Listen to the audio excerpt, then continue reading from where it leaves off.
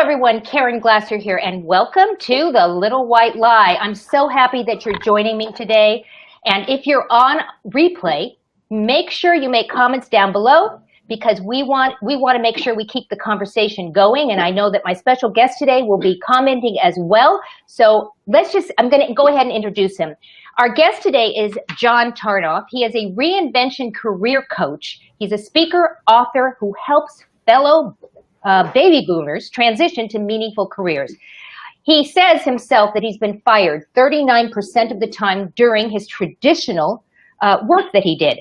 And now he's reinventing himself, and he is the author of the book, Boomer Reinvention, How to Create Your Dream Career Over 50. So today we ask the question, as a boomer, how are you keeping up with the changes in the work environment?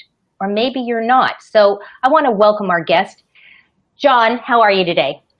I'm great, Caren. Great to be here. Good to see you again. I'm just so glad. I mean, we've known each other for a little while now. You've been on a show of mine before. And as I've started on this journey, you were one of the first people that I knew I had to reconnect with because of what you do and because of who you are. I just want to remind people to go check out thelittlewhitelie.com. You can see it up on the screen. And I'm going to go ahead and take that off so that we can see our names over here. So let's just jump right in, John. Let's talk about the Boomer Reinvention. Let's talk about your book. What does that mean? I mean, what is that exactly? Well, I wrote the book because a number of reasons. I kind of joke around in the book about the fact that I wrote the book because I can't afford to retire myself. And kind of coming out of the recession, I noticed that a lot of people in our generation were kind of caught up short by the loss of retirement savings in the recession, and many people were upside down on their mortgages. And I think it was a big wake-up call for us in this generation to understand that the retirement that we were promised, essentially, by our parents, it has not come to pass, is not going to come to pass, that it turns out to have been a myth. And when you realize that a good, probably depending on what kinds of surveys you tap into, 70 to 80% of the generation is not going to be able to sustain our lifestyle in quote unquote retirement after age 65 or whatever it is, that, beyond the current job that we have. You realize that there's an ongoing problem that we have to deal with, and coming out of a very tumultuous business. I was an entertainment industry executive for many, many years, where I had a pretty tumultuous career and lots of ups and downs. And of the 18 jobs that I had over the 35 years that I worked primarily in the industry, I was fired from 7 of those jobs. So that's where I come up with the idea that I was fired 39% of the time. And I used this little statistic in a TEDx talk, which I gave in 2012, which kicked off this whole Boomer Reinvention platform for me and started the coaching that I've been doing since then, and ultimately led to writing the book. And I got a big laugh on that line, a big nervous laugh from people in the audience. And I realized that kind of struck a nerve over this idea that we were conditioned to believe that getting fired was shameful, that you were supposed to work in a job for 20, 30, 40 years. And if you got fired, there was something wrong with you. But in a world which is kind of mimicking the movie business, where it's now a disrupted world and things are unstable, it's not unusual for people to be changing jobs. And we can certainly look at the way our kids are going to be navigating their careers. They're going to have the same kind of thing where they're changing jobs every 1.5 to 3.5 to 4 years. So there we go. And it's interesting what you're saying because, I'm 60. I'm on my little white lie journey, which, by the way, guys, here's the reveal. I mean, we're growing it out. And, Bravo. Good for you. Oh, thank you. The people that I work with, the first thing that they say to me, because I'm in technology, and they say to me, I'm too old to even go into that right now. I'm just too old. And so what do you say to people about that? Well, I think technology is a particular bubble, and I think that's a really hard cultural nut to crack in technology. I mean, in I mean, you're in the Bay Area, Silicon Valley, if you're 40-year-old, right? So that kind of is insane and a whole kind of outlier question. But I think the question of ageism generally is a important one. I think it is arguably the last ism, and like all examples of bigotry and racism, a lot of people just don't understand. They don't realize that they're being ageist. And a lot of us in our generation are ageist to ourselves in terms of our attitudes about who we are, what we can do, and this idea that, oh, I'm too old to do whatever. We have a lot of ageist thought that we need to deal with in ourselves as well. How you deal with it when you're in the job, I have a bit of a contrarian attitude towards this. I just basically say, you've got to roll over it. You're not going to change someone's mind on the face of it by arguing with them about it. You have to be the best that you can be. And if someone's got a problem with the fact that you're older, it's because they're misinformed. So you have to, through your actions and your positive giving attitude, show them that they are really operating in a very, very antiquated and inaccurate frame of mind. So it's a fair question to ask then, are boomers keeping up with, the changes in our environment and our working environment? And we go to your book. I mean, because that is what your book is all about, Boomer Reinvention. Right. So you interviewed a bunch of people, right? Yep. Yeah, I interviewed 7 people. Actually, I interviewed more. I had 7 people wound up being featured in the book. I wanted to kind of test my theories about what the proper or effective reinvention steps would be for people. And I come up with this 5-step process in the TEDx talk back in 2012. And it was something that I was using with coaching clients fairly effectively. And I was looking for people who had reinvented their careers in the face of serious personal challenges, career challenges. One guy that I talked to in the book, Dave Beadle, not only had to file business bankruptcy, but had to file personal bankruptcy because of the loss of his business. And his new wife, left him in the process. She didn't sign up for this. Yeah. So this was a significant turnaround. But it took him 6 years, which in the scheme of things is not a long period of time to really come back from this. And he really worked it the right way. And he was able to find a job that was in a slightly different area that was paying him a lot less, but it kept him solvent and it kept his mind from going completely nuts while he developed the idea for a new business, was able to overcome the really, in his case, unjustified reasons why he had to lose the business and file bankruptcy. He was the victim of a frivolous lawsuit. So he was able to pull himself back together to reestablish his reputation, develop a consulting practice in his old business while starting an entirely new business, and then falling in love in the process and getting remarried and buying a new house. I mean, he's really made some remarkable progress and very, very inspiring stories. That's a great story. That's one. And I want you to share a couple more if you don't mind, but I want to ask our viewers if you want to answer and tell us if you are keeping up with changes in the work environment. And go ahead and put it in the post and we'll share it up on the screen so that John can respond back to you if you want to share now. And again, if you're here on replay, put it there because I know John and I are going to be going in there like little mice and we're going to be typing furiously to respond to all of you. So tell us about somebody else that you interviewed. Well, you want to talk about best practices here. And I think there are certainly mistakes. There are a number of mistakes that people make in this process.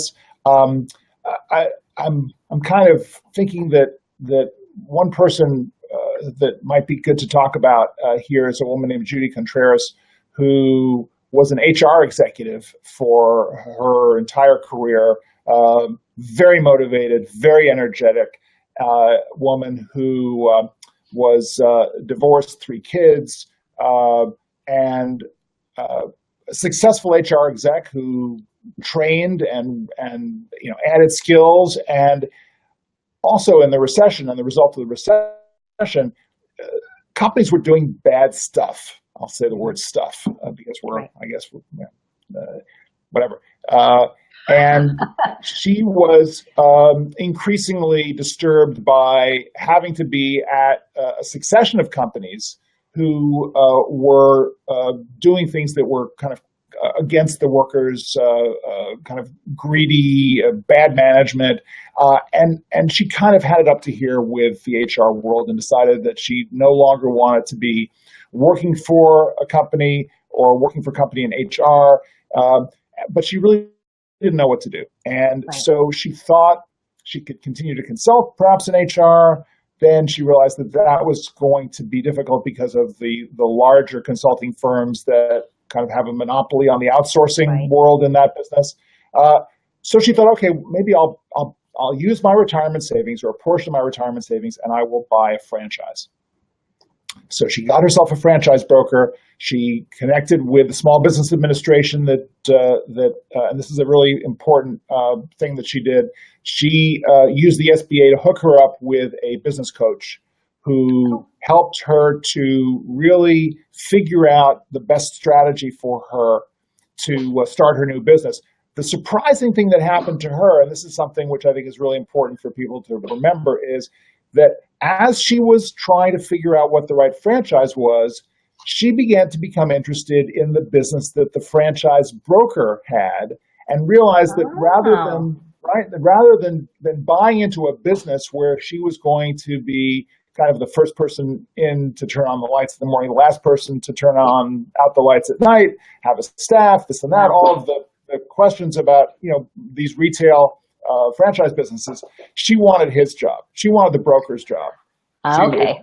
It fit with her lifestyle. It fit with the way she worked, and that's what she eventually did. So she actually kind of turned the tables on the broker and said, look, how are you doing what you're doing? Let me learn more about that. And can you help me? Which she did, to set herself up in her own business as a franchise broker, working for all of these franchisors, but then again, working with the business coach to make sure that she was doing it the right way, that she had the right financial projection. And he really instilled a certain amount of financial rigor and discipline with her so that she could project her first 2 years, and adjust her lifestyle accordingly so that she could build as much ramp as she possibly could. And this is an important planning aspect for people who are going into the second act career. So, I mean, is it fair to say that somebody who is older actually has the benefit of their age to be able to maybe not get so stuck in their way and maybe look at some other options? Is that the case? Absolutely. So the Ewing Marion Kaufman Foundation, which studies entrepreneurship, has a statistic that is often quoted about the idea that entrepreneurs over 40 are twice as successful as entrepreneurs under 30. So it kind of gives the lie to this whole mystique that we have about the 20-year-old tech entrepreneur taking over the world. There are a few of them, but the vast majority of younger entrepreneurs are less successful by a factor of half than the more seasoned entrepreneurs who have experience, they know their flaws, they've learned a lot of lessons, and they are much better equipped to venture forward. And I would say if you're over 50, and if you're over 60 for that matter, you have even more background and experience and life maturity, for goodness sake, to be able to make good decisions and know when you should move, when to fold them, when to hold them, all that stuff. Right. So we can keep up is what you're saying. We can keep Absolutely. up. And I do agree with that. I mean, as I said, I turned 60. I've been doing technology forever. Yeah. I don't look at it as an age thing, but I understand how that could get in the way of somebody, moving forward.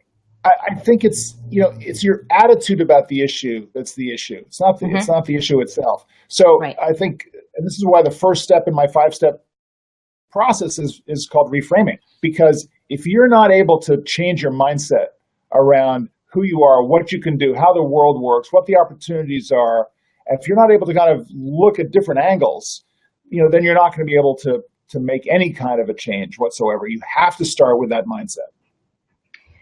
So let's talk about how people can jump in and get started. I just put the website up there, boomerreinvention.com. That's where they can go get the book. That's where they can interact with you. What else can they do to jump in and get started right now?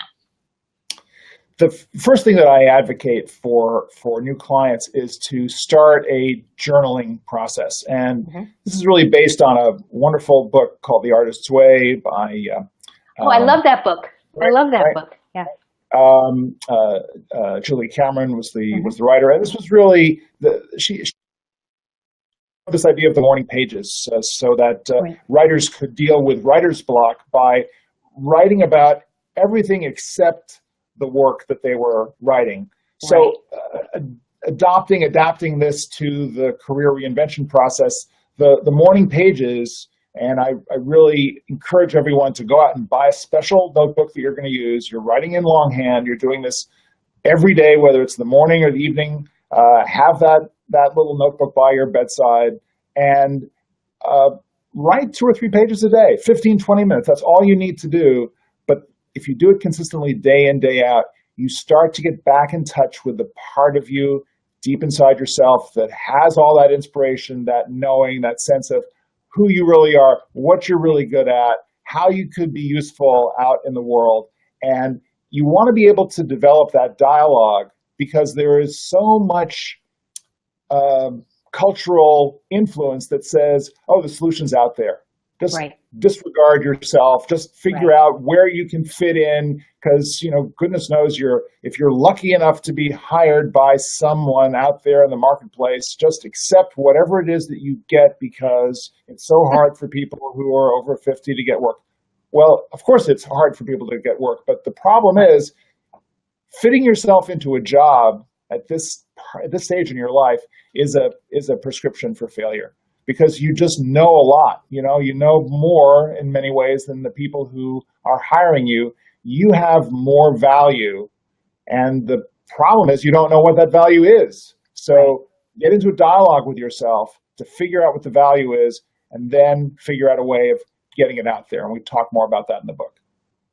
That's awesome. The book is called Boomer Reinvention, How to Create Your Dream Career Over 50 or 40 or 60, whatever year it is, but it happens to be 50 in the book.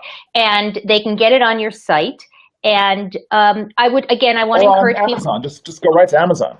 And actually, we have a link right up above this post here. They can click on the Amazon link as well to go check out the book.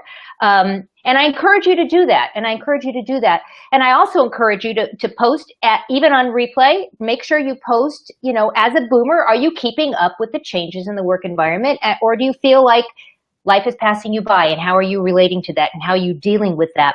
I want to make sure, though, that people can find you. So I'm going to go ahead and put also... That's not what I'm going to put up. That is not correct. That is not correct at all. You're not a Yarnoff.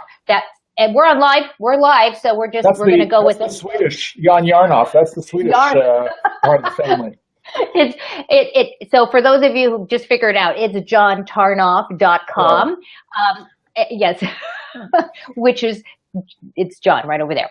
And make sure when you're posting, use the hashtag Little White Lie so that we can go and grab all of these comments that are coming in because we want to be able to share your journey as well in this Little White Lie journey. Any last comments that you want to share with our viewers, John? Sure. So you were talking about best practices and things that people do to stay up to date on what's going on. And the one thing which which may also be contrarian, which I say to a lot of people and they find this surprising, is that your resume is not going to get you a job. And 85% of jobs are filled through referrals. The average recruiter spends about 7 seconds scanning a resume. Your resume is not the calling card that it used to be in the pre-digital era. So what you need to do is you need to focus on your network, and you need to be able to activate that network to really find the people who have an affinity for who you are, what you're trying to do. Use LinkedIn, have a completely filled in LinkedIn profile. Do not lie about your age. Be proud of your age. We put all the dates in. Amen. anyone who does not want to hire you because you are older is not someone that you want to work for in the first place. And That's don't so think, important. Oh right? my gosh, that's Such so a no-brainer. important. Exactly. And I actually am one of those people that had a regular job. I mean, for those who know me, I'm a retired clergywoman. I was at a synagogue for 16 years and then found myself in 2009 without a job when I moved up to the North Bay. And I had to reinvent myself. And really, it was a struggle for me as well. I mean, so you're not alone is the message. You are not alone. We all go through Absolutely. it. It's how we deal with it. And being able to meet people like John Tarnoff, read his book, and literally reinvent yourself. John, I am so happy that you were on with us today. I hope that you will come visit us again as we continue this journey. And Anytime. again, I want to thank our viewers because we know that you have a choice as to where you spend your time, and you chose to spend it with us today. And we love that, and I want to thank you. Again, go visit littlewhitelie.com, go visit boomerreinvention.com, get engaged, go get the book, and reinvent yourself. John, have a great rest of the day, and we'll see everyone Thanks, Caren. next week. Bye-bye, everyone. Bye.